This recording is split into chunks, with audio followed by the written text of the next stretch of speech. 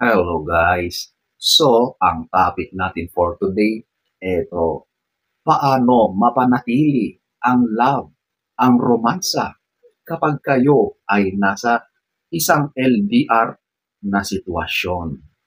So, kung nakaka-relate ka, panoorin mo ito.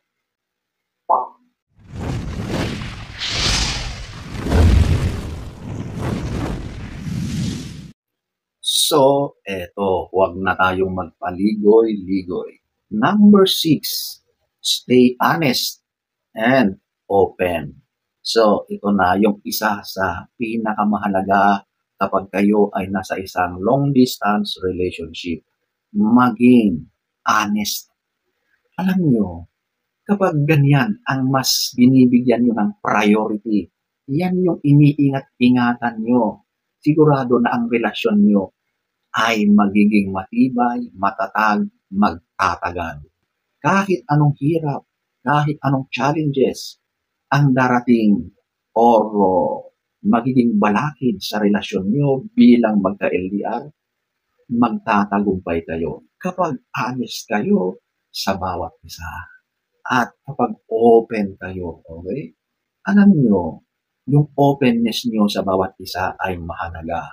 Ibig sabihin, hindi ka naglilihim. Ang mga nangyayari sa buhay mo, mga problema mo, yung mga hindi ka nais-nais na nararanasan mo, ay sinasabi mo sa partner mo. Nagiging bukas ka sa kanya.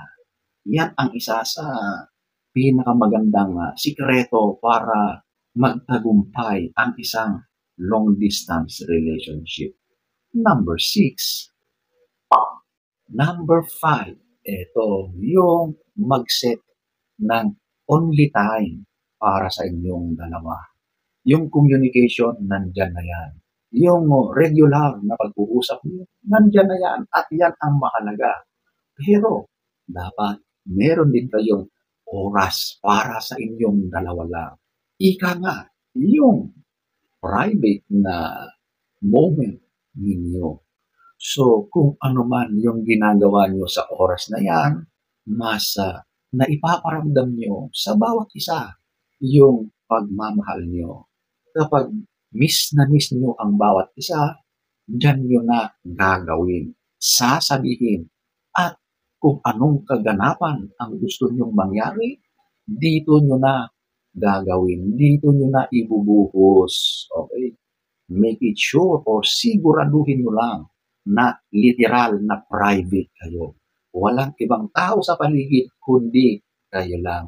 At kapag ganyan, sigurado na sobrang mabubuhay, magkakaroon ulit ng spark ang iyong romance, ang iyong pagmamahal sa bawat isa. At kapag laging ganyan, nako, sigurado na lagi nyo nang namimiss ang bawat isa. At yung pagmamahal nyo ay siguradong mas magiging matibay. Number 5. Number 4. Acknowledge each other's accomplishments. So, ito yung kapag may nagawa ang partner mo na maganda, ika nga, may na-accomplish siya sa kanyang buhay, sa kanyang career, or anything na nagawa niya na maganda, i-acknowledge mo yan, okay? Purihin mo ang kanyang nagawa. Alam mo kapag ganyan, kahit walang material na bagay na involved dyan, basta ipinakita mo na natutuwa ka, ang saya-saya mo dahil sa mga nagawa niya, sobrang matutuwa ang partner mo. Mararamdaman niya na mahal mo siya, okay? Na nandyan ka, na sumusuporta sa kanya, sa kanyang mga ginagawa sa buhay, okay? Mas nararamdaman yung pagmamahal ng partner mo at sigurado na ang pagmamahalan nyo ay mas titibay. Yung romansa ay nagkakaroon ng spark kahit na kayo ay magkalayo. Number 4. Number 3. Set relationship goals and celebrate relationship milestones. Wow! So, dapat nagseset talaga kayo ng mga goals nyo bilang magkarelasyon para meron kayong sinusunod bilang magkarelasyon, okay? At yung mga relationship milestones nyo, sineselebrate nyo. Huwag nyo kakalimutan, okay? Yung mga anniversaries ninyo, yung birthdays ng bawat isa, dapat yan ay sineselebrate niyong dalawa. Sa pamamagitan yan, mas nararamdaman ng bawat isa yung pagmamahal. Okay? Wala nang dahilan para hindi mo magawa yan. Sa panahon ngayon na high-tech na ang bawat pagbibigay ng mensahe or communication, wala ka ng dahilan para hindi mo magawa. Okay? Kaya ladies and gentlemen, yung mga ganyang mga milestones ninyong dalawa, it is best to celebrate it with him or her. Okay? Siguradong mas maging matatag ang pagmamahalan ninyo despite the distance. Number 3. Number 2, ito yung send handwritten letters or packages.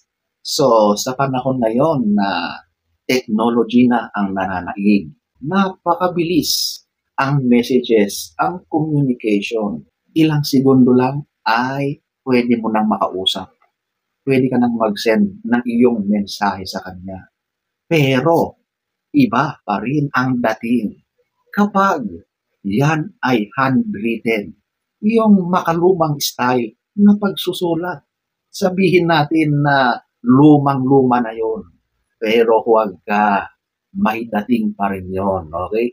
May ibang kilig na pakiramdam kapag nakakatanggap ka ng mga ganyan. Maaring maraming matatawa. Maaring may magsasabi na jologs, na hindi na uso, di ba?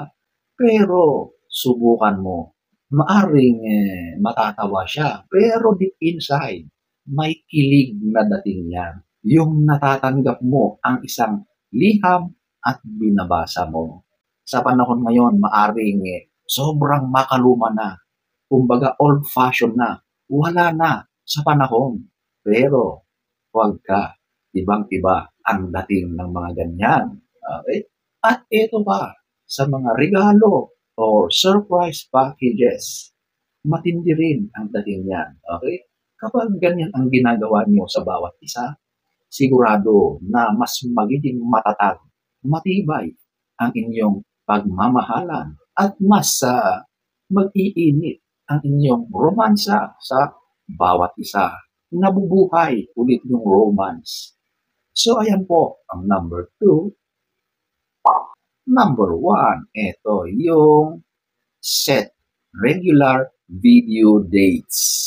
Ito ay isang uri ng communication pero nakikita nyo na ang bawat isa dahil nagbi-video call kayo or anything na nag-uusap kayo at nakikita nyo ang bawat isa. Bilang magkarelasyon, kailangan nyo talagang gumawa ng mga paraan, gumawa ng effort, gumawa ng sacrifice para hindi makompromise ang relasyon ninyo. Lalong-lalo na at kayo ay nasa isang long distance na relationship. So dito sa inyong mga pagbi-video call, video chats, or kung ano man ang tawag dyan, yan ay ginagawa nyo sa isang regular basis, okay? Siyempre, kailangan nyo talagang gumawa ng oras para mag-usap. Huwag gumawa ng mga dahilan. Kasi kapag nagdadahilan na ang isa sa inyo, ibig lang sabihin ay meron ng something na hindi ka nais-nais na nangyayari para mas maging matibay at manumbalik ang romansa sa relasyon ninyo. Ito yung isa sa pinaka the best na gawin nyo, okay? So bilang magka-LDR, maging regular ang pag-uusap, yung nakikita nyo ang bawat isa. Number 1. So, ayan po ang ilan sa mga gawin niyo para mapagtagumpayan niyo, para manatili ang pagmamahalan, ang romance sa inyong dalawa kahit kayo ay nasa isang LDR na sitwasyon. So sana ay nagustuhan niyo ang ating topic for today. Next story time. Don't forget to subscribe.